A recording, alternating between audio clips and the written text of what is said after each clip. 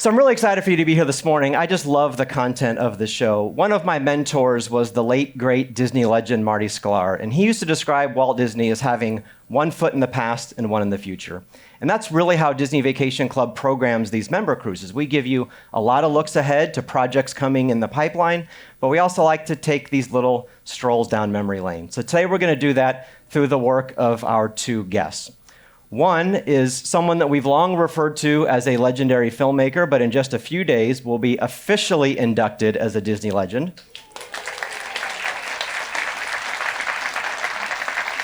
Long overdue. You know him not only from such animated classics as Beauty and the Beast and The Lion King, but also some of my favorite Disney documentaries, films like Waking Sleeping Beauty and Richard M. Sherman's Songs of a Lifetime and Howard. Our other guest is one of my all-time favorite authors and historians. You know her from Walt-focused books like Eat Like Walt and Walt's Disneyland. Please welcome my dear friends, Don Hahn and Marcy Carriker Smothers.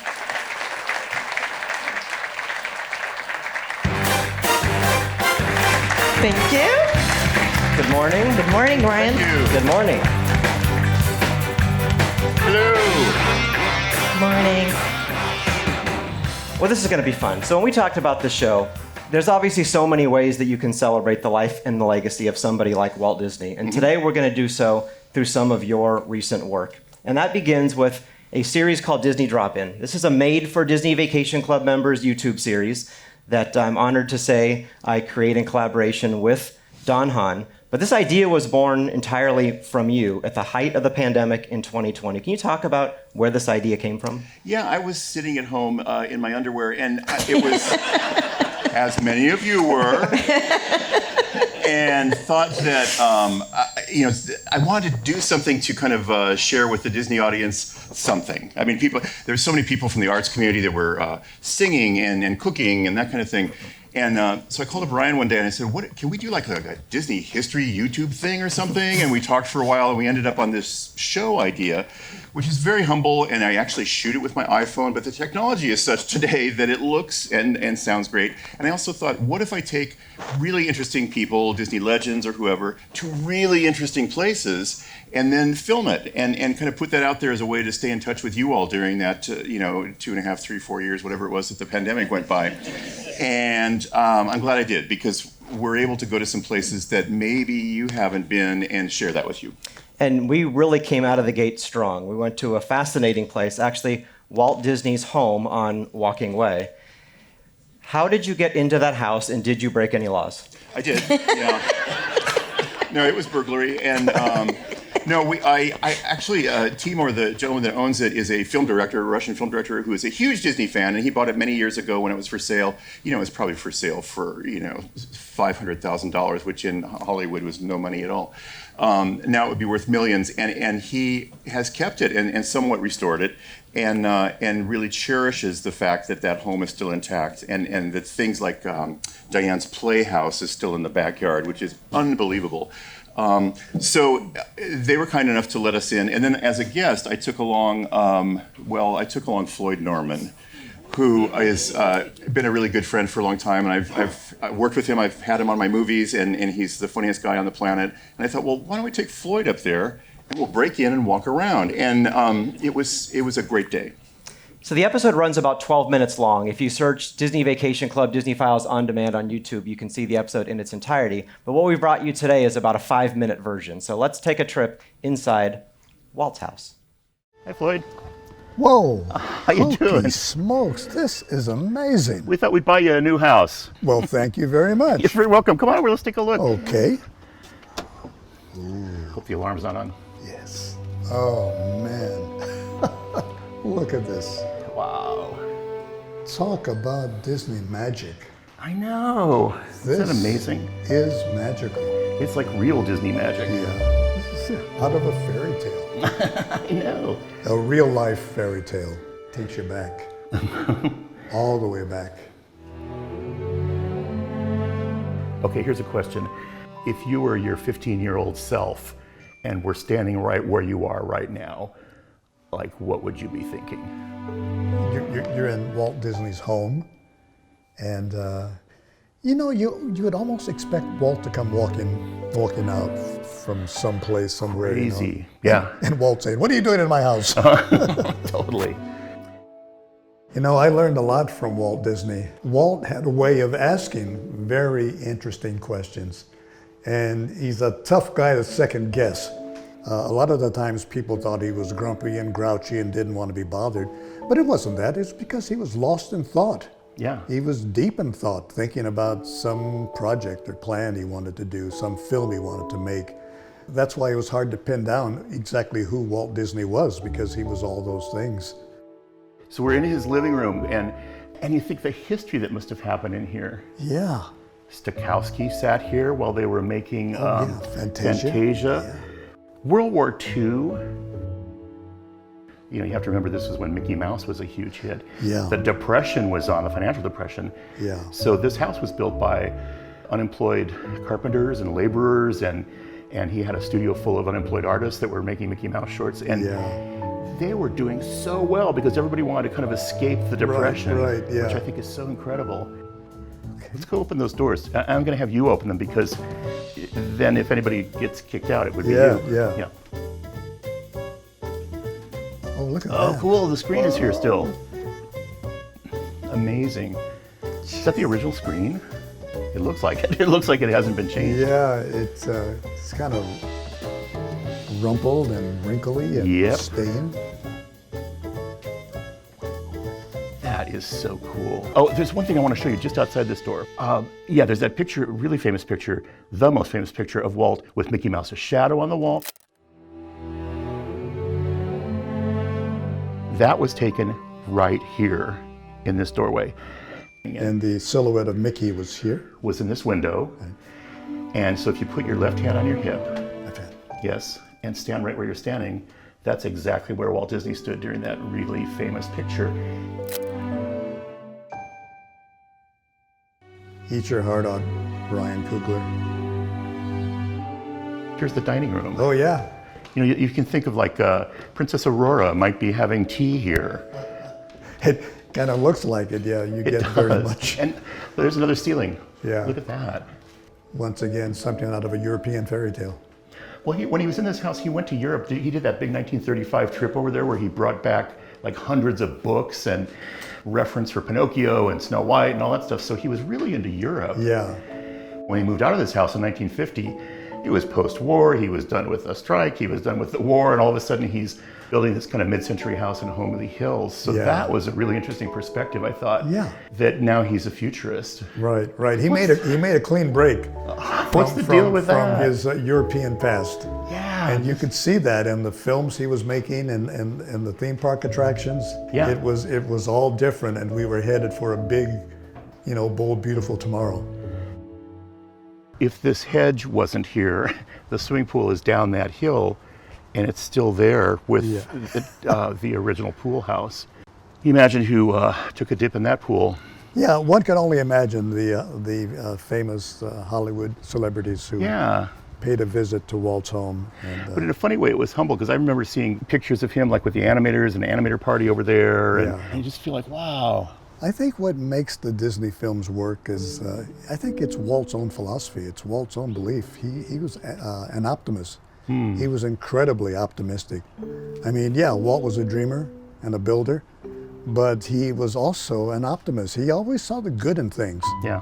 And he always looked for that happy ending. And he knew that was achievable, that you could make dreams come true, that you could build a future that was worth having.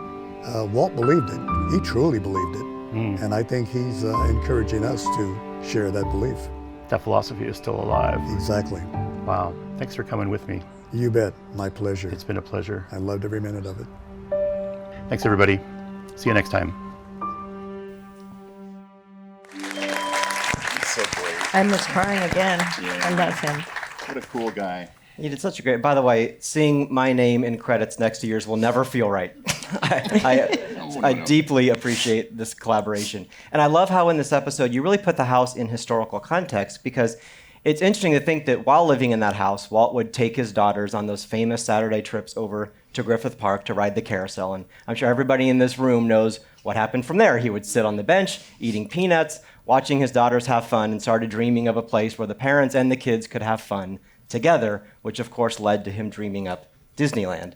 Marcy, your Walt's Disneyland book is such a fascinating read, and you've pulled so many treasures for our show today. And I want to share this one because, one, I just love this joyful photo of Walt, and I actually really get a kick out of this quote. Tell us about this. Well, for me, this is Walt. It's not scripted, it's authentic. And everybody in my books knew Walt, no exceptions, all primary sources. And I'll share that so many of them would say to me, he was a human being. They always emphasize that, like, don't deify him. He was a regular guy. So kind of in his folksy way, like, I don't know, I wanted it, you know? And my barometer always was, if it makes me smile or it gives me goosebumps or it makes me cry, it goes in the book. And that fit that criteria. Yeah, absolutely.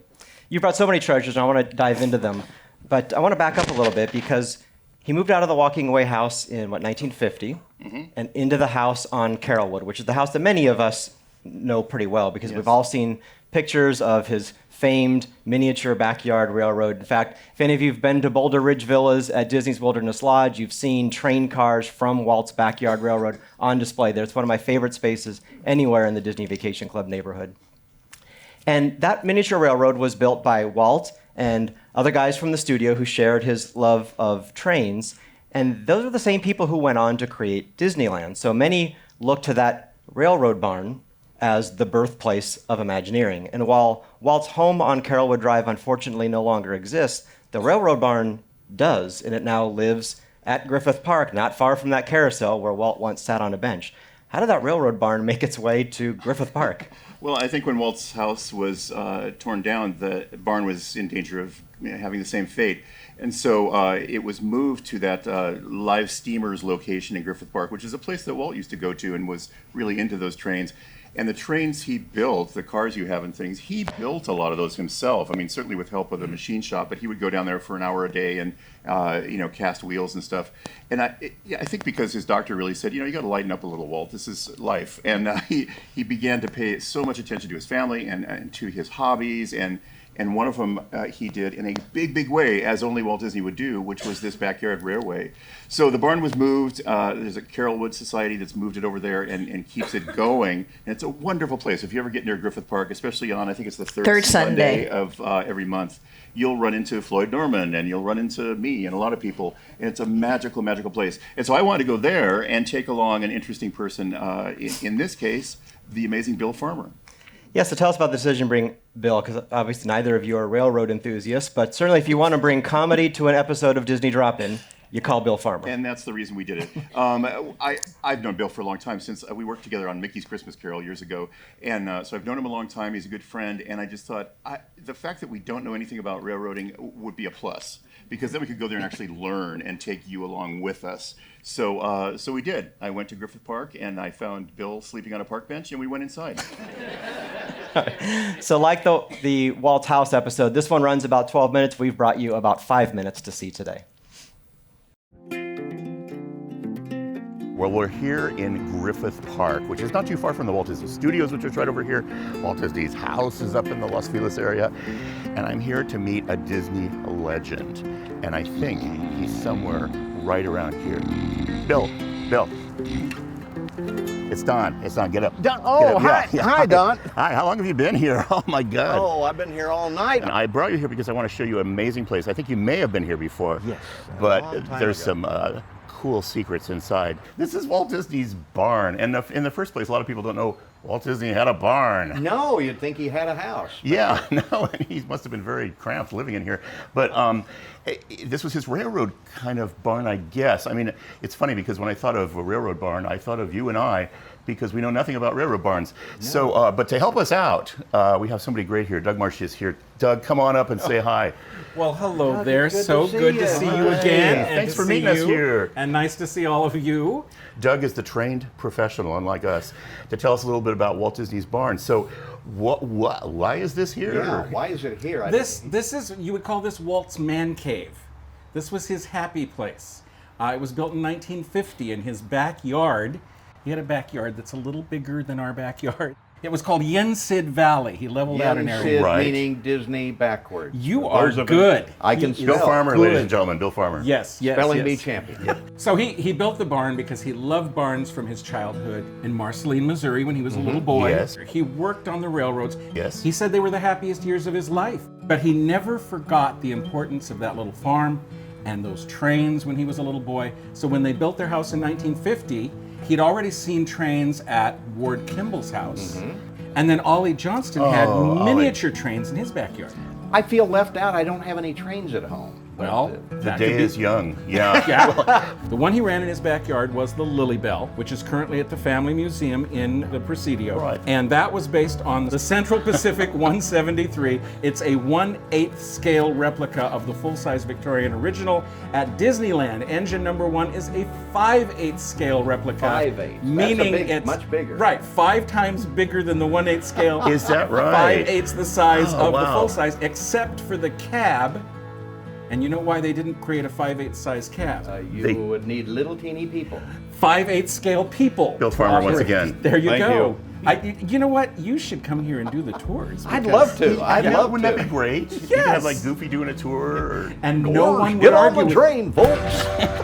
why Carrollwood? Carrollwood Drive was the address that they had. And so Walt called it the Carrollwood Pacific Railroad. From 1950 to 1953, Yeah. Walt had people come by just about every weekend. This, of course, is the layout of the Carrollwood. That was a huge layout then. Oh, yes. and did Did it have have a a golf course down there? Though. Yeah, it could have been. What's this? These things are they? Well, Walt started out with a figure 8. You can And see that's that. the track? That's the track, the yellow. And of course, being Walt Disney, he started saying, well, you know, I could add some sidings and some tunnels. And then he came home one night very excited. He says, Lily, we can run the track all the way around the house, all the way down the side, have a trestle come down the side yard in here. Well, Lily said, well, I'm going to have formal flower beds in the side yard. Yes. He said, oh, okay. So he went back, talked it over with the engineers, came back and said, I've got the perfect solution. We'll put a tunnel in the side yard. Wow. You can have your flowers, I can have my trains. She knew Walt would get what he wanted. So that's what they did.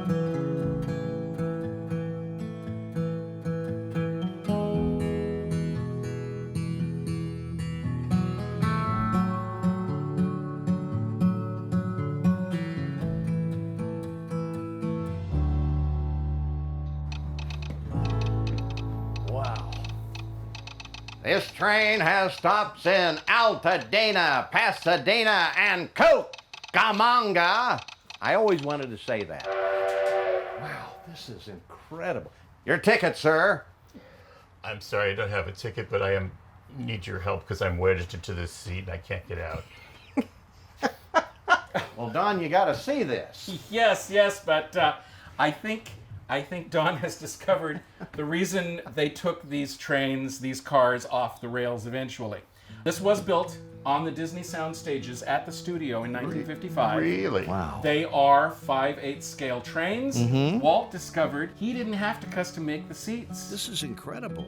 If this seat seemed familiar to you, if there's like the smell of peanut butter and jelly sandwiches coming to your mind, it's Sorry. because they're actual school bus seats from the 1950s. This is why I can't get out. They actually expected 4 people across Wow. No, to come on. sit in these seats. Yes. Four people tiny across the people. Eagles. And then in 1958, they opened the Grand Canyon diorama scene, which was viewed through those windows over on that side. Yeah. And of course, people couldn't see the beauty of that amazing diorama scene. So they quickly got some additional cars and put them on the line. This one was Walt's favorite. This was the baggage section of the Combine car. And when Walt was working as a news butch, he actually would take his breaks in the little baggage section of the Combine car. And the rest, as they say, is history. Hey, can one of you guys help me out here? Oh, yes. I just cannot. Oh, for some Don. reason. I just want to say thank you to Doug Marsh for showing us around, and thank God you showed up today because our knowledge of Disney train history is Yeah. pathetic, I think was the It word I is. was looking for. I've learned a lot. I have today. too. This keeps Walt's memory and visions and accomplishments alive. Yeah. And you really sense Walt's presence when you come here. Mm-hmm. And it's just delightful. But thank you so much, Don. It's my pleasure. Until next time, Who knows where we'll decide to go? Who knows? And please remember, while here at Walt's Barn, please don't touch. I was naughty. So fun. Such great treasures in that place. And Marcy, you always bring such great treasures to these shows. Thank you. You outdid yourself a little bit on this cruise because you brought aboard as your personal guest in your stateroom a living treasure. And coincidentally enough, somebody who has a connection to both the Walking Away House and Walt's Railroad Barn. Tell us who you're traveling with. I brought my friend Tania McNight Norris. I met her a few years ago, and now she's become such a good friend that we travel together. This is our third adventure together, by the way. And she worked with Walt at WED, which is now Walt Disney Imagineering, from 1964 to 1971. Interestingly, as far as I know, Walt flew over Walt Disney World several times, but he only had his what we call boots on the ground a few times. Tania was with him when he was walking through the swamps of Florida at one point. She had flown on the Gulf Stream with him. If anyone's going to D23 Expo next weekend, we'll all get to see Walt's Gulf Stream. And she also was, part of her research trip was to New Orleans. She decorated Club 33, and she also decorated the Haunted Mansion. And I believe that she poached her friends' attics for things that is now in the Constance Hatchaway scenes. And she designed the iconic purple wallpaper. That is my treasure, everybody. My dear friend, Tania McNight Norris. So you may have noticed Marcy glancing into the front row because Tanya's not only on the ship, she's actually here in the house. And so I'm going to do my best Phil Donahue. I'm going to step down for a second. By the way, nothing connects with a young audience like a Phil Donahue reference. That's right. I didn't even know who's the equivalent. Disney Vacation Club. Meet Tania McNight Norris.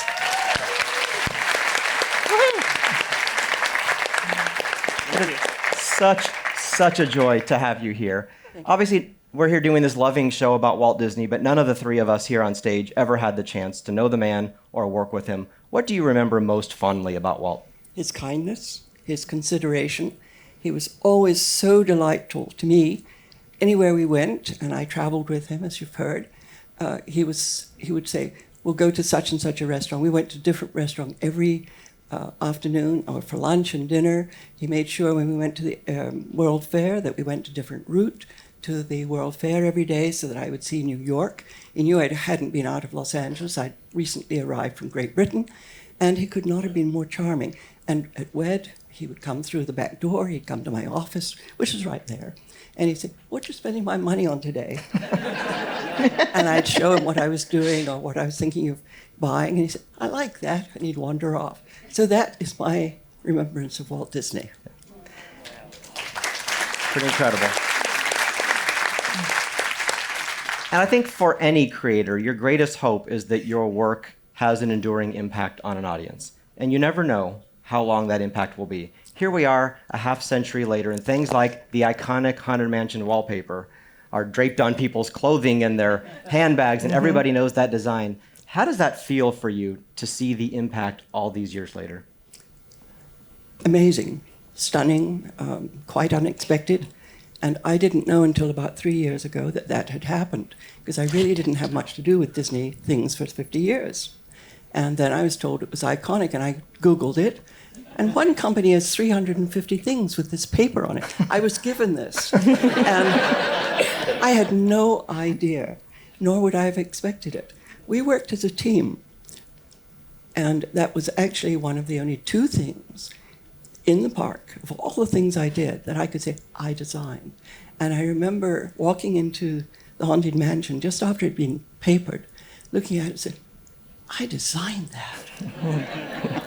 And because there was Dorothea Redmond and Herb Ryman, and all the great people I was working with, Mark Davis, all of them, we worked as a team. We didn't sign anything, we didn't take credit for it. But I said to myself, I designed that. And now it's this. It's totally amazing. Amazing. But I thank you. I hope you've enjoyed some of the work that I did, because some of it's still there. Yes.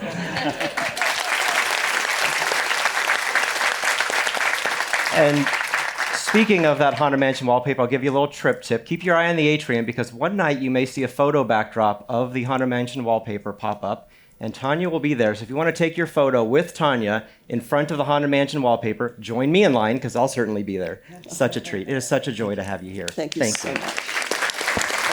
Tania McNight Norris, everyone. I'll let you get back to your vacation now. Yeah. Thank you so much. Thank you. Well, that was fun. Don, did you bring any living treasures in your stateroom? Not that I've found so far, no. I'll be looking later, though. Well, that was just such a treat. I know, so amazing. So, Marcy, not all of the treasures you brought aboard are living, breathing humans. You also brought a ton of photos. You do such great research, and that's obvious if you read a Marcy Carriker Smothers book, and that leads to some wonderful photo gems. So we brought a bunch of them. I'm going to click through these and just want you to sort of tell us what comes to mind when you see these. So first we have Walt's #1 badge. And as far as I know, we only saw Walt, we have images of Walt wearing it the first time on opening day of Disneyland. He was sitting in front of Sleeping Beauty Castle. He was kind of droopy, and the heavy brass tag was kind of droopy. And then the other time was in the Centennial Show where he turns to Julie and says, "Secret Agent #1." So when Ed Ovale, who is a wonderful human being, and you'll see a lot of him on D23, and his primary area of research is Walt Disney. So when he started at the archives, he went to Dave Smith, Archivist Emeritus, Disney legend, Ryan's mentor, and said, "Where's Walt's #1 badge?" And Dave says, "You know, Ed, I archived Walt's office. I wrote down every single thing. There's an inventory. It's not in his office. I have no idea. I think it's gone." But Ed never gave up. And over the course of the years, he just kind of kept thinking about it. And one day at lunch, he got this impulse to look in Roy Disney's files. And he did. He found one box, and in the back, the files were kind of pushed up like this. And he reaches back, and there's a paper bag, all crinkly, and he shakes it, and he hears metal on metal. And he opens it up, and inside are Donald Duck pins and Walt's badge. So Walt's big brother had saved it. It was not gone, and it was not forgotten. And now this truly is a treasure in the Walt Disney Archives. Amazing. Next, we have one of the influences for our Main Street USA from Walt's boyhood town of Marceline. This is the Zurcher building, and surely you can see it looks very similar to the entrance of Coca-Cola Refreshment Corner. And that's because when Walt was a little boy, on the side, it had a Coca-Cola sign, a Coca-Cola mural on it, which has since been restored. Also behind this building was a funeral parlor. And Roy worked there, and he would take along his little brother to help Walt get some pocket change. And when they would go there, Walt said, "Well, I didn't do any work. I just laid in the hearse and I played dead." And and when I read that, I started laughing and thinking, 60 years later, we have a haunted mansion. So you wonder if that wasn't part of it. I mean, really, it's pretty cool to connect the two. So when I was writing Eat Like Walt, I found a memo. And let me tell you, being able to read memos that Walt touched, that Walt signed, it's as thrilling as you can imagine. And it's one of them, he says, "The hideout stays." And what he's referring to in 1954 while they were constructing Disneyland was that he wanted his own private room. And everyone kept saying, "We don't have the money, we don't have the money." And he kept saying, "The hideout stays." So the first hideout, if you're looking at what's now the Plaza Inn, then Swift's Red Wagon Inn, was on the right side, behind the right side atrium. And it was large, and it had a bar and a private restroom. And if you go to the first aid and the baby center, you can still see those original triptych windows that were part of Walt's Disney room. Well, in 1965, when Walt took over all of the restaurants, by the way, he didn't own one restaurant or one eatery when the park opened in 1955 because he didn't have the bandwidth for his feeding operations. But by 10 years later, he had the money. He remodels the Plaza Inn, which, by the way, Tania McNight Norris helped with. She designed the trays for the Plaza Inn, and that became a kitchen. So he moves his hideout to the other side of what's now the Plaza Inn. And so if you go to the restrooms on the Tomorrowland side and you go all the way to the back of the porch, you will see the hideout door, #2, much, much smaller room. And what's remarkable to me is that went up to Walt's apartment above the firehouse to do some consulting, and I was allowed to walk around. If anyone's been lucky enough to go into Walt's apartment, usually with the tour, you get to stand there but not snoop. So I snooped. And when I looked at the door that leads out to his balcony, a very similar style. But so I think that is very Walt-centric and a mark of Walt Disney that remains in the park. So cool. I love this photo. I love this photo too. This is from the National Geographic article from 1963. And here he is hiding, he loved to watch his guests enjoy his attractions. He also liked to roam the park in disguise, wait in line, and listen to reactions. That is one of the quality controls that he insisted on, not just right with himself, but with the people that were building the parks with him. So one of my favorite stories regarding that is when he was, waiting in line for Peter Pan, chatting people up, as we do, us park geeks, and he's talking to the family, and he was saying, well, there's this, and make sure you look for the Tower of London over there, and yada, yada. They get off the attraction, and they say, thank you. How do you know so much about the attraction? And he goes, well, he takes off his hat, I'm Walt Disney, and there's so many stories like that. I could go on and on. Great stories. One from Marcy Carriker for another time. If you see me on the ship, ask me, I'll tell you, where he just couldn't stand being in disguise. So, great.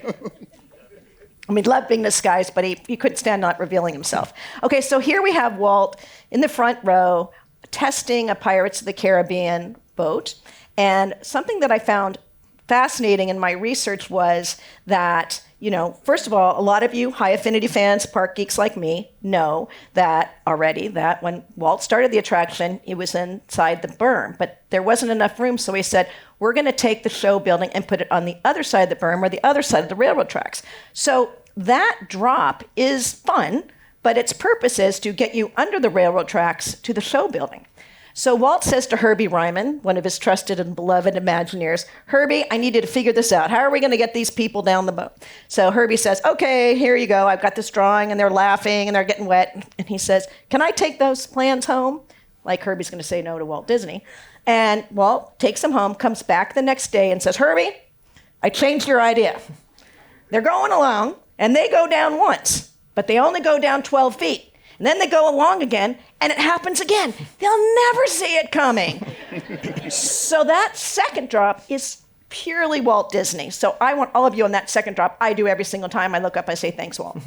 So you mentioned loving to read these memos, and I can understand how cool that is. I love this memo because it speaks to just how far ahead of his time he was. This was a jaw dropper, and I kept rereading it in the archives. Do you do the guys do that too? When you see things and you're like, am I reading what I'm reading?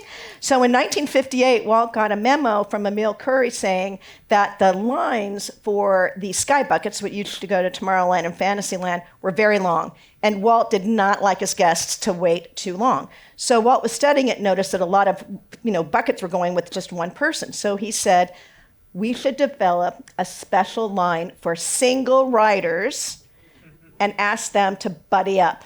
And that is incredible. 1958, it took decades for the single rider line to make it to Disneyland and the parks around the world. This one, well, it's Small World. This is regarding the facade that was built at Disneyland after the World's Fair. What Don was referring to in the Walking Way video about all the books that Walt brought back in 1935. It's actually, I think, 350 books. And on that trip, he also went to Strasbourg, France, and saw the astronomical clock, and he was besotted with these animated figures that moved along like this. He even wanted to climb the tower, which is very high if you've seen the astronomical clock, to see how it worked, and he asked for permission. Mm-hmm. It was denied, but you can see, again, 1935, 30 years later, that influence of seeing the astronomical clock made its way to the facade of It's a Small World, and he quipped, there are a lot of quieter and quicker ways to find out the correct time, but it's not as much fun. By the way, you mentioned those books he brought back from the trip. At your favorite resort, Disney's Riviera Resort, yes. In the lounge off the lobby, the Voyagers Lounge, look at the bookshelves that line the lounge because those titles match many of the titles that Walt brought back from that trip. Voyagers Lounge is my favorite place. Whenever I'm at Walt Disney World, I work there because it's filled with Walt stuff. You can still go into the library at the studio, and those books are still there. Are they? Oh, yeah, and they have the library card, which for you younger people in the audience was a card they put in the beginning of the book. And they're signed out to Herb Ryman. Those same books from 1935. We'll talk more later. Oh, please. And this photo, I'm often asked, I looked at thousands of photos, and I have three favorites, and this is one of the three. Walt testing the Matterhorn bobsleds, that's Joe Fowler in the front seat, and just the sheer joy on his face, writing it, what he created, just delightful. Something I'm really proud of in Walt's Disneyland is entering into history officially for the first time. The last day for Walt at Disneyland, and that was October 14th, 1966. And the occasion was that he was entertaining the recipients of the Congressional Medal of Honor. It's the first time they had ever gone west of the Mississippi. He flew with them in, their entire families, put them up, planned a special meal at the Plaza Inn. We have the menu there. And also, he had tickets to all the attractions, except this ticket here said, welcome to go on every attraction, shooting galleries, except shooting galleries. And then Walt's looking at it when he's doing the introduction to them all at the Opera House, and he says, "What? We won't let the Medal of Honor guys shoot?" And so he turns to Dick Nunes and he said, fix that, or that raised eyebrow was fixed, and they got to go. Walt was a fierce patriot, and this was very, very, very, very important for him. That photo is exceptional for the reason that we believe, can't say for sure because somebody's grandmother, great-grandmother might have an image in their attic that we don't know about, the last photo ever taken of Walt at Disneyland.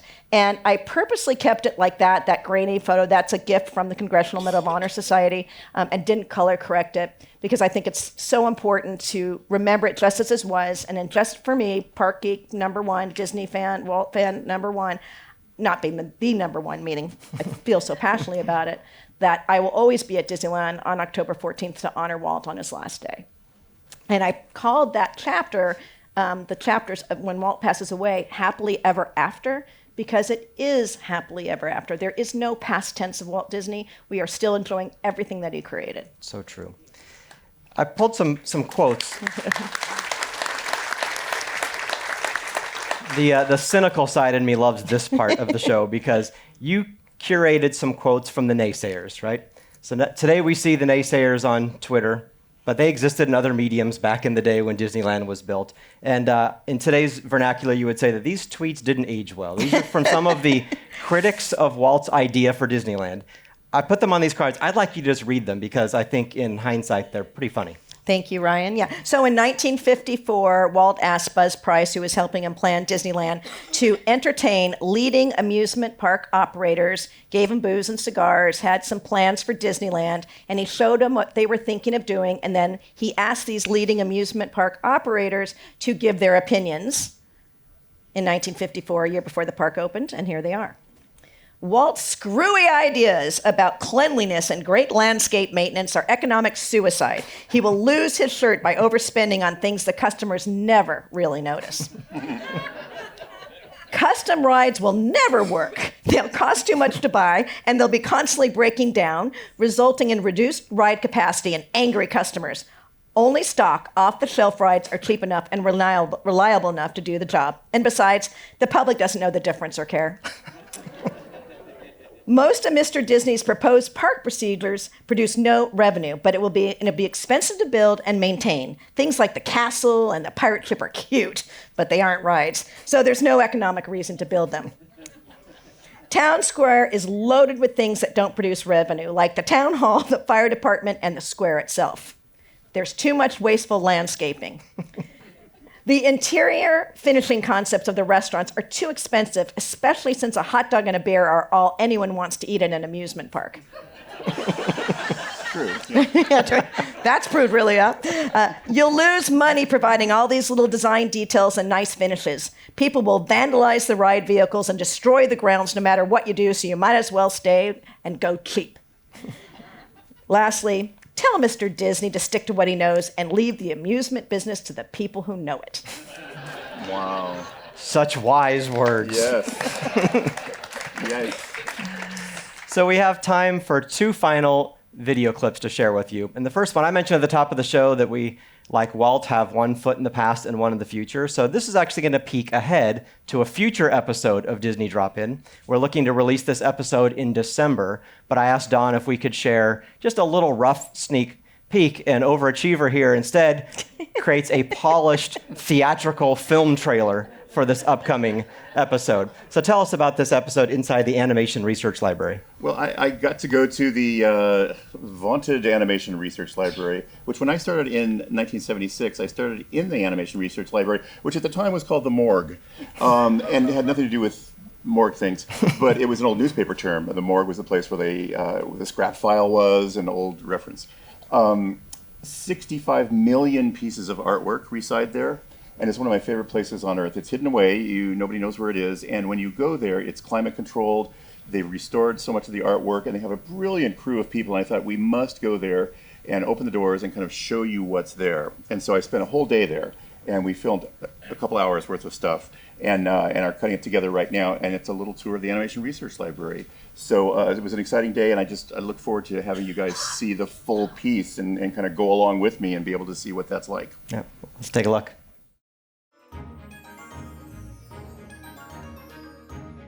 The Animation Research Library. That's where you are. I can't believe it. I know. I mean, I love this place. You have a long history of this place. We have over 65 million pieces of artwork. Excuse me, I thought you said 65 million? I did say 65 million. I mean, it's just unbelievable to see these pieces of artwork. This has got to be 80 years old, maybe? And that artwork encompasses artwork that was created for animated films Right. from the 1920s. So if you think about all of those decades, all of the styles, all of the artists, all of the mediums, all of the different elements it takes to create an animated film at Disney, we have that in this collection. The drawings from Cinderella's dress transformation. We would begin right down here. And what I wanted to do today is not only walk around and look at the amazing artwork that's here, but also talk about the people, because I think they're the star of the show as much as the artwork. Camera. We're here to ensure that all of that art that went into creating these legacy films for the entire canon of Walt Disney Animation Studios is here for generations to come. We believe we have the world's largest collection of animation art. So we take that responsibility very seriously.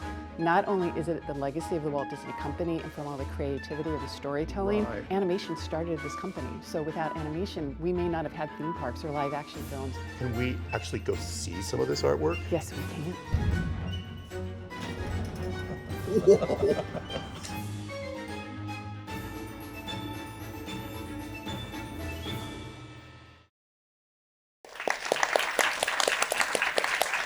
So look for that episode in December. And again, if you search Disney Vacation Club Disney Files on demand on YouTube, you can see this and other episodes in their entirety.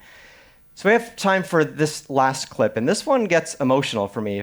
I broke down a little bit during this introduction yesterday. I'm going to hold it together today. The first time I went into Walt's office was to film a piece for Disney Vacation Club. And usually when you visit a site, you'll go through and you'll block all your shots ahead of time, then you do it again and you actually roll camera.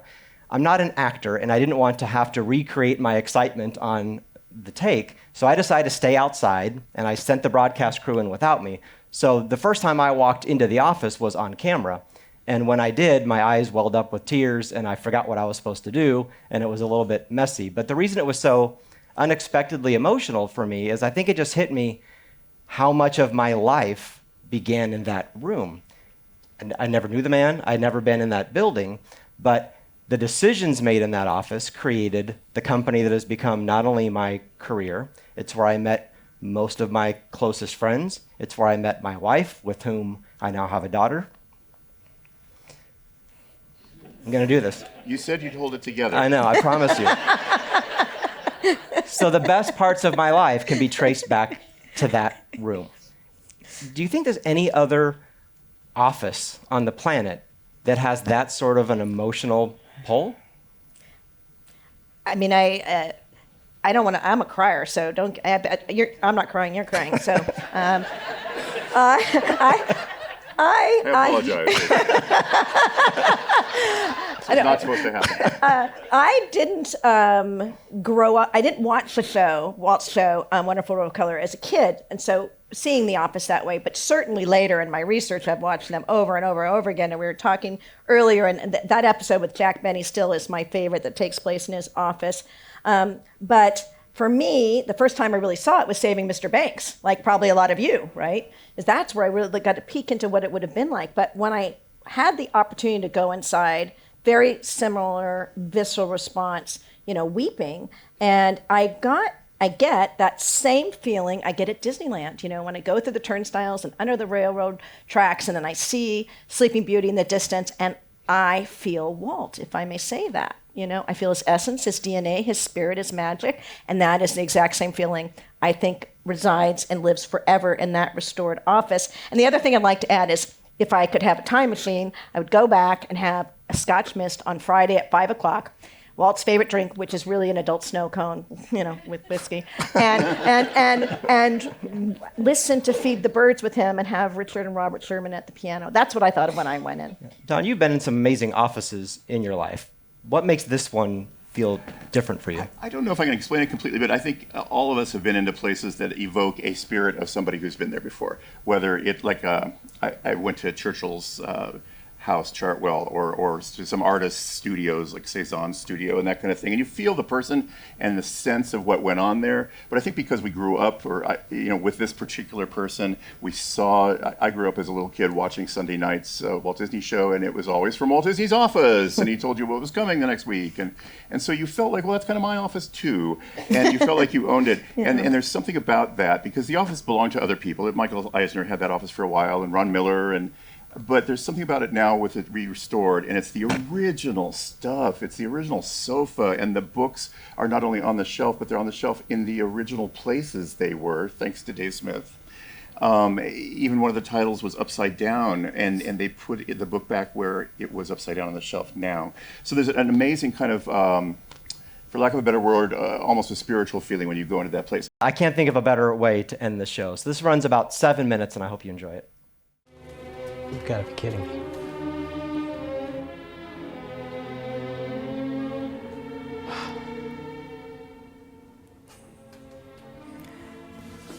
Pretty cool, huh? I think I need a moment. It's unbelievable. Thank you. This is just, I always say that there are times in your career where you stop and you think, how did I get here? And as the kid who grew up, worshiping the guy who sat at that desk, and to be standing here, it's unbelievable.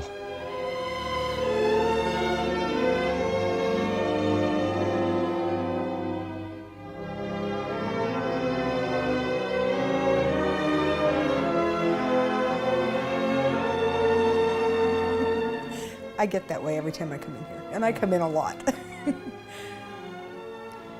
Wow, it's crazy. It's different seeing it behind glass, huh? And seeing it in photos and on film, but there's just something about being in this room that's, it's hard to describe.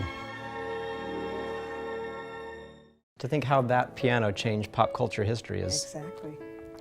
In fact, one of the most interesting things is that when I brought Richard Sherman here the first time, he came in and had the reaction. He kind of stepped back and said, oh my gosh, this is like walking back in time. I can imagine. And what was really wonderful is that he walked immediately over to the piano, and the first thing he saw was the Annette Funicello music there. It was the Strummen song.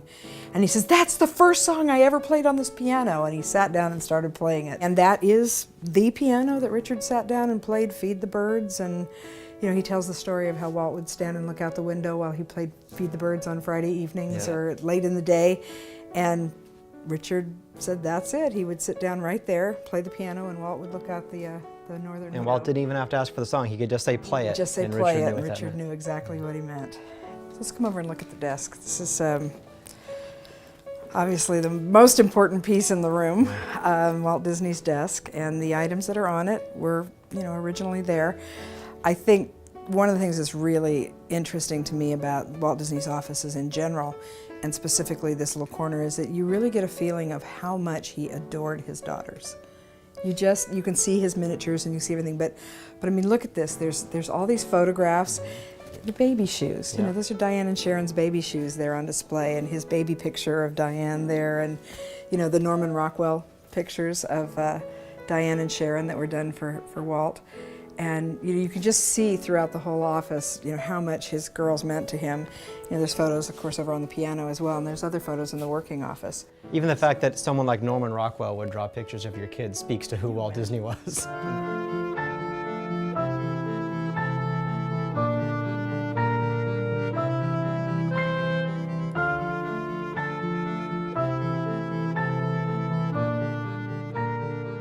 So now the next place that I want to take you in, this was the formal office, and this is where he did all of, like I said, his big meetings and his formal occasions and formal VIP visits. But where he spent most of his time, and what to me is the Holy of Holies, is through this door.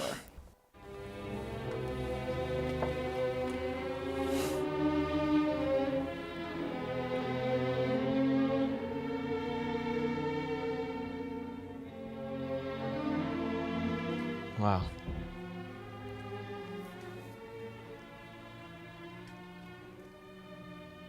It's amazing. You walk into a room like this and you think about the decisions made in this room and how they changed our lives and everyone's lives watching this. And This is the room where they developed Disneyland. This is where audio animatronics were first conceived. This is where he came up with, you know, It's a Small World, and yeah, everything was from right here. And everything from 1940 to 1966 was conceived in this room. So Disneyland, Project Florida, Mineral King, you know, his projects that didn't happen, like the St. Louis Project and things like that, all were conceived in here. But also, you know, the movies, this is where he worked when they were making Sleeping Beauty and Cinderella, and this was his office during World War II. So all of the World War II stuff happened in here.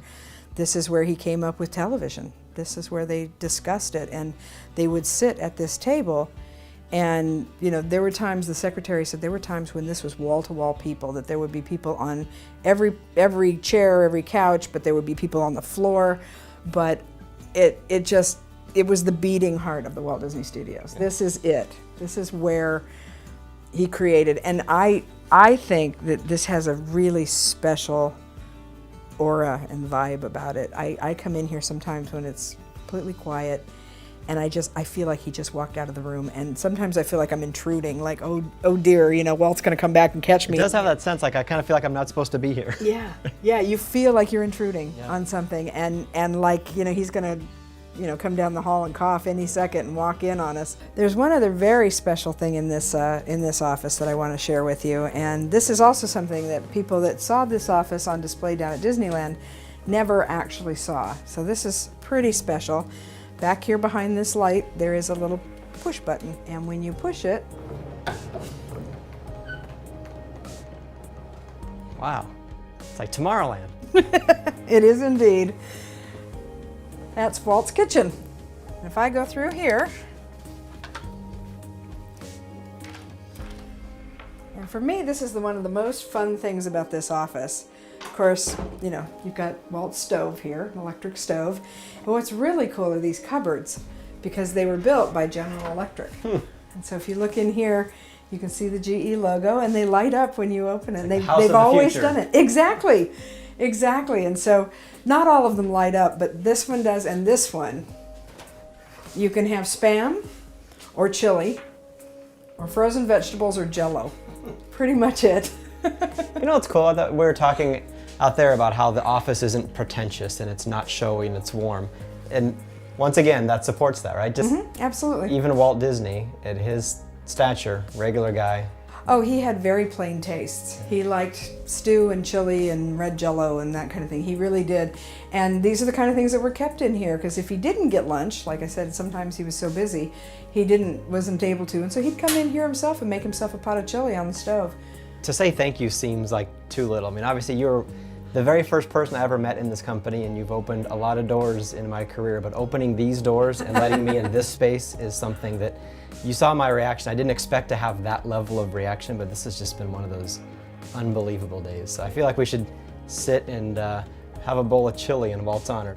Oh, well, there you go. Well, I could make some in here, but I think it probably would be better if we went over to the commissary and had a bowl, because they still serve Walt's. Do they really? Every day. Tell you what, it's on me. Okay, right, you got a deal. All right. Well, my friend, here's to a great day on the lot. And to Walt.